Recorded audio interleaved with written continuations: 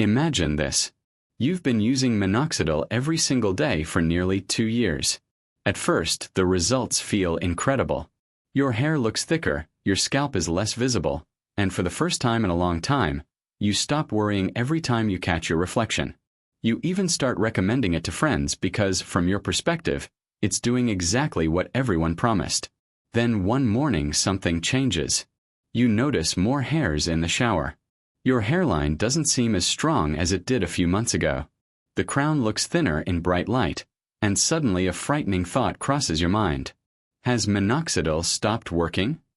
If you've ever searched this question online, you've probably found thousands of people asking exactly the same thing. Some claim Minoxidil only works for 1 year. Others insist it always stops after 2 years. A few even argue that your body eventually becomes immune to it, making continued use pointless. It's one of the biggest myths in the world of hair loss treatment. But where did this belief come from? And more importantly, is there any scientific evidence that Minoxidil suddenly loses its effectiveness after a certain amount of time? The answer is far more interesting than most people expect. To understand it, we first need to change the question. Instead of asking whether Minoxidil stops working, we should ask something much more important. What exactly is Minoxidil supposed to do? Because many people begin treatment with an expectation that no medication has ever promised. They expect a cure. But Minoxidil was never designed to cure genetic hair loss. It was designed to help manage it. That difference may sound small, but it changes everything. Imagine trying to keep a garden healthy during a long, dry summer. Water helps the plants survive and grow, but it doesn't change the climate. The heat is still there. The sun still rises every day. The conditions causing stress never completely disappear. Hair follicles behave in a surprisingly similar way.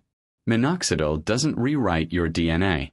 It doesn't remove the genes responsible for pattern hair loss. And it doesn't permanently switch off the biological process causing follicles to shrink. Instead, it gives struggling follicles a better environment in which to grow. How Minoxidil actually works, expanded clear science. Scientists are still studying every detail of how Minoxidil works, but decades of research have revealed several important effects.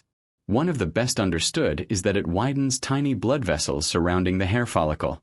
Better blood flow means more oxygen and nutrients can reach the cells responsible for producing hair. At the same time, Minoxidil appears to help follicles remain in the anagen phase, the active growth stage of the hair cycle, for longer periods. Researchers also believe it can increase the size of miniaturized follicles, allowing them to produce thicker and stronger hairs instead of the fine, barely visible hairs associated with pattern baldness. Those are powerful effects. But notice what's missing. None of them remove DHT. And that's one of the most important facts anyone using Minoxidil should understand. The hormone responsible for gradually shrinking genetically sensitive hair follicles continues to exist, even while you're applying Minoxidil every day. In other words, Minoxidil helps the follicles fight back. But the battle itself never completely ends. That simple idea explains why so many people misunderstand what they're seeing in the mirror years later. Because if the condition continues progressing, could it simply be outpacing the treatment rather than the treatment failing? That's exactly what we'll uncover next. Why people think it stopped, DHT, aging, progression, inconsistency. The biggest mistake people make is assuming that hair loss is a single event. It isn't. Pattern hair loss is a slow, lifelong process. If you're genetically predisposed to androgenetic alopecia, your hair follicles are constantly exposed to dihydrotestosterone, better known as DHT. This hormone isn't harmful to everyone, but in genetically sensitive individuals, it gradually causes hair follicles to shrink, a process known as miniaturization. Imagine blowing up a balloon. The first time you inflate it, it's large and strong. But now imagine letting out just a tiny bit of air every year. At first, you barely notice the difference. 5 years later, it's noticeably smaller. 10 years later, it looks nothing like it once did. That's essentially what DHT does to susceptible hair follicles. It doesn't destroy them overnight. Instead, each hair cycle produces a slightly thinner, shorter, and weaker hair than the one before. Over time, healthy hairs become wispy, almost invisible strands, until eventually the follicle may stop producing visible hair altogether. Now let's bring minoxidil back into the picture. Minoxidil helps those shrinking follicles perform better. It encourages stronger growth, improves the environment around the follicle, and allows many hairs to grow thicker than they otherwise would. But DHT doesn't simply disappear. Every single day, those two processes are happening at the same time. One is helping the follicle. The other is gradually weakening it. Think of it like rowing a boat upstream. Minoxidil is pushing you forward. DHT is the current pulling you backward. As long as your rowing is stronger than the current, you continue making progress. But if the current gradually becomes stronger over the years, you may begin slowing down, even though you're still rowing with exactly the same effort. That doesn't mean stopped working. It means the challenge became greater. This is why dermatologists often say that maintaining your hair is just as important as regrowing it. Without treatment, many people would continue losing hair much more rapidly. The fact that some thinning eventually returns doesn't necessarily mean minoxidil has failed. It may simply mean it has slowed a process that never stopped. There's another reason many people believe minoxidil has stopped working. They compare themselves to their best results instead of their starting point. Imagine taking a photograph before treatment begins. Your crown is visibly thin, your hairline has receded, and you're worried about where things are heading. 12 months later, your hair is noticeably fuller. You feel relieved. Now fast forward another 3 years. Perhaps you've lost a little density compared to your best results. Naturally, that feels disappointing. But if you place today's photograph next to the one from before you ever started treatment, you might discover something surprising.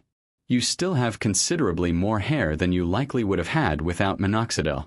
Your perspective changed. Your baseline changed. And your expectations changed. Another common reason is inconsistency. Minoxidil only works while you continue giving your follicles the support it provides. Missing an application occasionally isn't likely to make a noticeable difference, but skipping days regularly, or stopping treatment for weeks before starting again, can interrupt the process. Hair follicles respond to long-term consistency, not short bursts of effort. Finally, remember that not every episode of hair shedding is caused by pattern baldness. Stress, illness, surgery, rapid weight loss, nutritional deficiencies, hormonal changes, and even certain medications can temporarily disrupt the normal hair cycle. When that happens, it's easy to blame minoxidil because it's the treatment you're already thinking about. But sometimes the real cause has nothing to do with the bottle sitting on your bathroom shelf. So if all these factors can make it seem as though minoxidil has stopped working, can it ever actually stop working in the way most people imagine? That's where the science gives us a very different answer. Can it actually stop? Scientific evidence and nuance. So, after decades of research, what does the scientific evidence actually tell us? The answer is surprisingly reassuring. For most people, minoxidil doesn't suddenly stop working. There isn't a biological timer inside the medication that expires after 1 year, 2 years, or any other fixed period. In fact, long-term clinical studies have shown that many users continue to benefit from minoxidil for years, especially when they begin treatment early and use it consistently. What often changes isn't the medication itself, it's the condition it's trying to manage. Think about someone with high blood pressure. A medication can help keep their blood pressure under control for many years. But if they stop taking it, or if the underlying disease progresses with age, their numbers may begin to rise again. That doesn't necessarily mean the medicine suddenly became ineffective. It means the condition is dynamic, and treatment has to keep pace with it. Pattern hair loss works in much the same way. Genetics don't take a break. DHT doesn't gradually disappear as you get older. If anything, the cumulative effects of androgenetic alopecia become more noticeable over time. That's why many people who start minoxidil in their 20s still experience some gradual thinning in their 30s or 40s. The medication may still be helping, but it's fighting a condition that continues to evolve. This leads to one of the biggest misunderstandings in hair loss treatment. Many people define success as getting all of their hair back. But that's rarely how doctors measure success. For a dermatologist, preventing further loss over several years can be an excellent outcome. Keeping thousands of hair follicles alive that would otherwise have miniaturized is a meaningful result, even if your hairline doesn't return to the way it looked at 17. Sometimes the greatest benefit of a treatment is invisible. It's the hair you never lost. How to maximize long-term results, practical, memorable takeaways. So, how can you give Minoxidil the best chance of working for as long as possible? First, start as early as you reasonably can. Hair follicles that are still alive, even if they're producing thinner hairs, respond much better than follicles that have been inactive for many years. The earlier you intervene, the more follicles there are to protect. Second, be consistent. Hair grows slowly, and follicles respond to steady routines, not occasional effort. Using Minoxidil exactly as directed gives the treatment the best opportunity to support healthy growth over time. Third, document your progress properly. Instead of checking the mirror every morning, take photographs every 2 or 3 months using the same lighting, angle, and hairstyle. Our memories are surprisingly unreliable, but photographs tell a much more accurate story. Fourth, be realistic about your expectations. Hair loss treatments are designed to improve the odds in your favor, not guarantee perfection. Regrowing some hair is wonderful. Maintaining what you have is also a victory. And finally, if you notice sudden or unusual hair loss despite consistent treatment, don't assume Minoxidil has failed. Other conditions, including nutritional deficiencies, thyroid disorders, significant stress, illness, or medication changes, can all affect the hair cycle. Understanding the real cause is always better than guessing. Conclusion. So, let's return to the question we asked at the beginning. Does Minoxidil stop working? For most people, no. What usually happens is far less dramatic but far more important to understand. Hair loss continues progressing, expectations change, life circumstances change, and new factors can influence the health of your hair. Minoxidil is often still doing its job, it just isn't performing a miracle. And perhaps that's the most valuable lesson of all. The internet loves simple answers. Science rarely gives them. Minoxidil isn't a miracle cure. It isn't a scam. It's a scientifically proven treatment with real benefits and real limitations. Understanding both allows you to make better decisions, avoid common myths, and approach hair loss with realistic expectations instead of false hope. Because every answer leads to another question. And in the next episode of HairLab Explained, we'll tackle one of the biggest debates in hair loss treatment. Minoxidil or finasteride?